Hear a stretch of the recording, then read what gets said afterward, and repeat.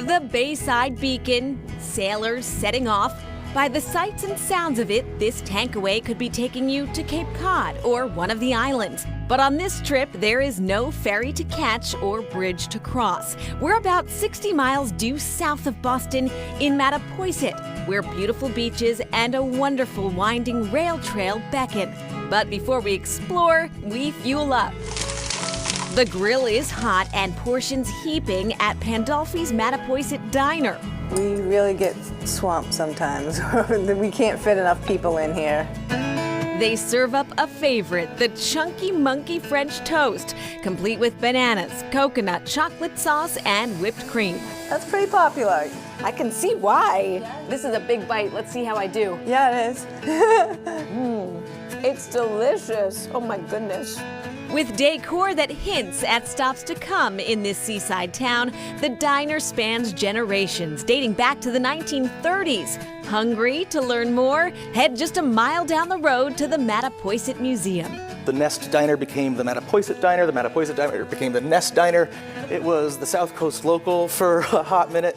Connor Godet is the museum's curator and administrator. Housed in an 1821 church and carriage house built to fit the period, the collection contains important artifacts and local curiosities. This is the ear of a cow that was a part of the sign or a sign for Gulf Hill Creamery, which was sort of a local favorite. One of Godet's favorite items is this old town hall bulletin board. It was stolen by sailors in 1941, taken to Connecticut.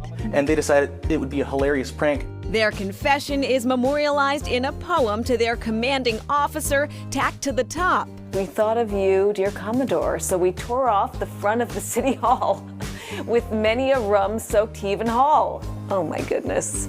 Much of the history preserved in the museum has to do with the important role Mattapoisett played in the whaling industry starting in the late 1700s. New Bedford is famous as the city that lit the world during the whaling ages, and Mattapoisett was known as really the place for quality ships to be built.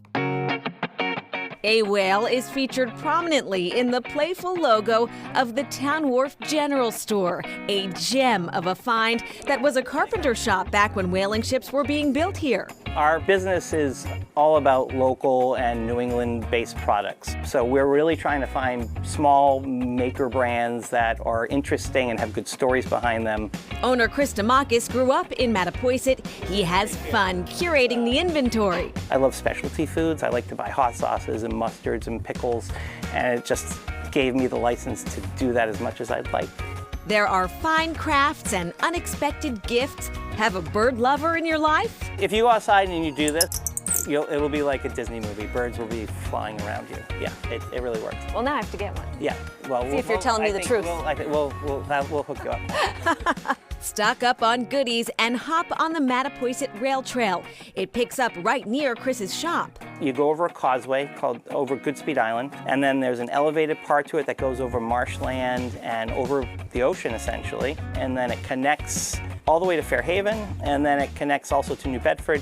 Miles of cycling or hiking pleasure, which means maybe it's time to eat again. Remember the enormous cow ear back at the museum and the creamery the huge heifers once advertised? Well, drive past the towering seahorse on Route 6. That's Salty, a beloved relic from an old souvenir shop, and arrive at Oxford Creamery. The name is about the only thing that's changed here. Well, a lot of the signs are original. The sink in the restroom is 1928. Liz and Ken Ackerman have been the stewards of this town institution for more than 2 decades. I love to cook. Both Liz and I like to do community-based things, and this came for sale. And in the time they could say it's for sale, we say we'd love to do it. They've perfected classic Lobster Shack fare. Few frills, all flavor. Fish and chips, fried clams, lobster rolls, burgers, and ice cream. It's pretty much in Thank you. We've served the same menu, pretty much the whole time we've owned it. It's a good veggie burger. And to wash it down, a coffee frap. I get the love of the coffee frap from my mother. The best.